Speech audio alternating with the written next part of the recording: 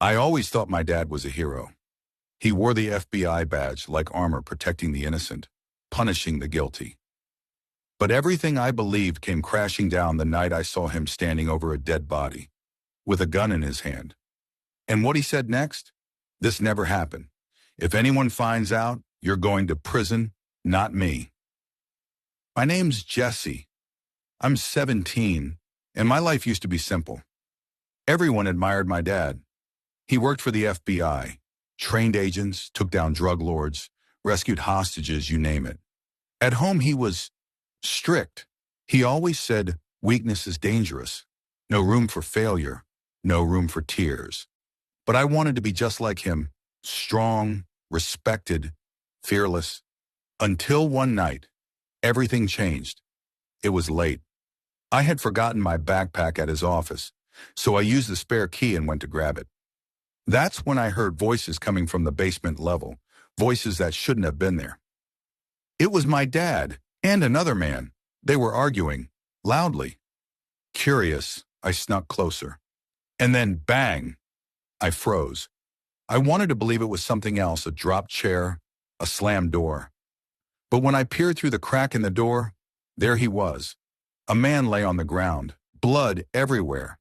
And my father, my hero, was holding the gun. He looked up and saw me. We locked eyes for a moment. I couldn't breathe. He didn't flinch. You shouldn't be here, he said coldly. I stepped back. What did you do? He walked over to me, placed the gun in my hands. You're going to take the fall, Jesse. I laughed, nervous, shaking. You're joking, right? But his expression didn't change. He pressed the gun into my palms, smearing blood on my fingers. You were here. That's all that matters. You saw too much. The next thing I knew, I was being dragged into the mess. He called someone, I couldn't hear who. He wiped his own prints off the gun, left mine. He even took the surveillance footage. Every camera near the basement suddenly malfunctioned. When we got home, he threw my clothes in the fire pit, poured gasoline on them. You were never there, understand? I was in shock. Still am. I didn't sleep that night. The next morning, FBI agents showed up at our door. I thought maybe he told the truth. Maybe he had a plan. But no, they looked at me. One of them said, Jesse, we have questions about your whereabouts last night. I was being framed by my own father. He stood there beside me, expression unreadable, like he wasn't watching his son's life fall apart. They took me in for questioning. I didn't know what to say. If I told them the truth, they'd never believe me. He's an agent, a decorated one. And me? I'm just a teenager. His unstable son, that's what he called me during the interview. He said I was obsessed with following in his footsteps, that I snuck into the office without permission. He made me sound like a psycho. And the worst part? They believed him. I was suspended from school. The FBI said I wasn't under arrest yet, but I could feel the walls closing in. Even my mom started acting distant, like maybe she believed him too. He told her I was acting out because I couldn't handle the pressure of being his son. The pressure? I wasn't the killer. He was. And yet I was the one being destroyed. I knew I had to find proof. Something. Anything. So I broke into his study one night while he was asleep. Found a locked drawer. Inside, a USB drive labeled Echo. I didn't know what it meant, but when I plugged it into my laptop, I saw folders, dozens of them. Hidden recordings, surveillance logs, confidential files, and one video. Dated the night of the murder. I hit play. The footage was from a hidden camera in that same basement. It showed the victim pleading. Please, I'll testify. Just protect my family. My dad said nothing. Then pulled out his gun and shot him point blank. I gasped, almost threw up. He killed a protected witness. And now, he was going to let me rot for it. But not if I can help it. My name is Jake, and a month ago, I was arrested for a murder I didn't commit. The real killer? My father, an FBI agent.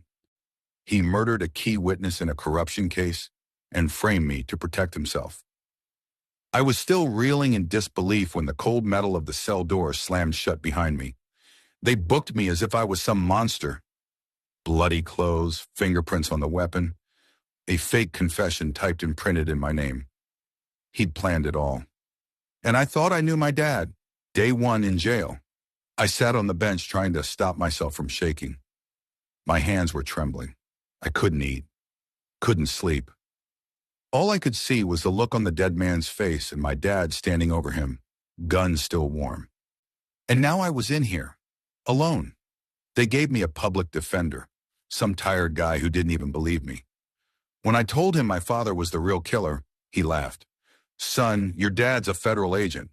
You think a jury's going to believe you over him? But that night, something strange happened. A note appeared in my cell. No one saw who left it. It was folded, unmarked. I opened it, and my blood froze. If you want the truth to come out, talk to Agent Maya. Maya, Dad's old partner at the Bureau? Was she involved? Or could she help me? A week later, I was being transported for a court hearing, shackled, silent, defeated. But as we passed a construction zone, the van suddenly swerved and stopped. The doors flung open. 2 masked men, guns out. I thought they were going to kill me, but they grabbed me and dragged me out of the van. Then one of them whispered, Agent Maya sent us. Run! I didn't hesitate. We fled into a back alley where a black SUV was waiting. I jumped in. We sped away. The man driving handed me a phone. Maya's voice came through. Jake, I believe you. My throat tightened. I hadn't heard someone say that in weeks. Your dad's involved in something bigger than you know. I've been investigating him off the books for over a year. What? What is it? He's part of a rogue FBI faction. They're silencing witnesses tied to cartel money flowing through government accounts. Your dad was protecting the chain. I nearly dropped the phone. Everything started making sense. The strange calls, the late nights, the lies. He wasn't just covering up one murder. He was part of a network. And now, we need to bring it down. Maya took me to a hidden apartment on the outskirts of town. Walls covered in maps, photos, strings, pins, a real-life crime board, and in the center, a laptop. She opened a folder labeled Night of the Murder. Inside was surveillance footage. I watched, heart pounding, as it played. There he was, my dad entering the parking garage at 2:46 a.m. 2 minutes later, the witness followed. No audio, but the video was clear. They argued. Then my dad pulled out a gun. I flinched as he fired. Then, he took something out of his pocket. Gloves. A bag. And started staging the scene, planting my fingerprints. Tears filled my eyes. He looked me in the eyes after this, hugged me, told me I could always trust him. The man I called Dad was a sociopath. We needed more than footage. We needed the ledger, a physical record of the money trail between rogue agents and the cartel. And guess who kept it? My dad, in his home safe, the place I grew up in. We planned it for 3 days. Maya arranged a blackout in the neighborhood. Cameras would be cut for 6 minutes. We'd go in, grab the ledger, and leave before backup power reconnected the security feed. At midnight, we struck. Dressed in black, I moved through my childhood home like a ghost. Every corner smelled familiar. It made me sick. We reached his study. The safe was behind a painting of George Washington.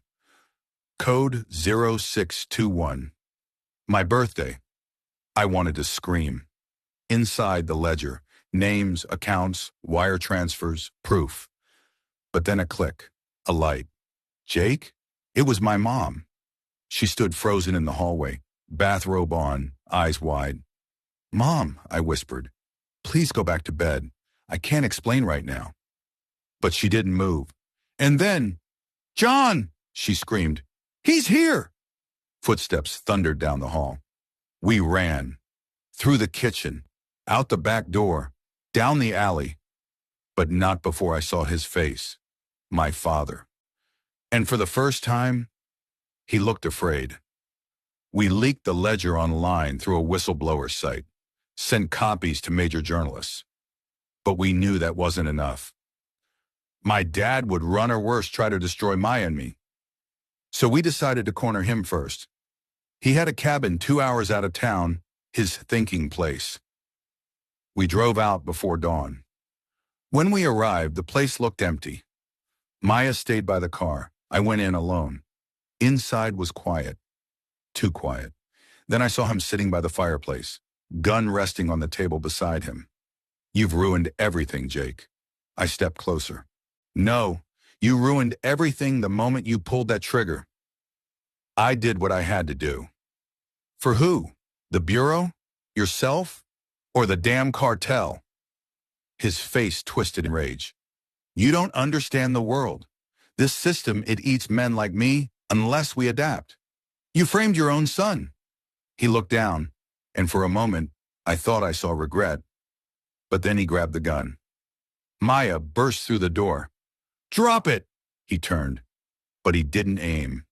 Instead, he placed the barrel to his own head and whispered, I'd rather die than rot in a cell. I lunged, but the shot fired. He collapsed, blood pooling. I dropped to my knees. Aftermath. 3 weeks later, I was cleared of all charges. My name cleared. My father's crimes made national headlines. The FBI issued multiple arrest warrants. A dozen agents were taken into custody. But the scars he left, they'll never fully heal. Sometimes I still hear the shot, still smell the blood, still feel the betrayal in my bones. But I'm free, and the truth is out.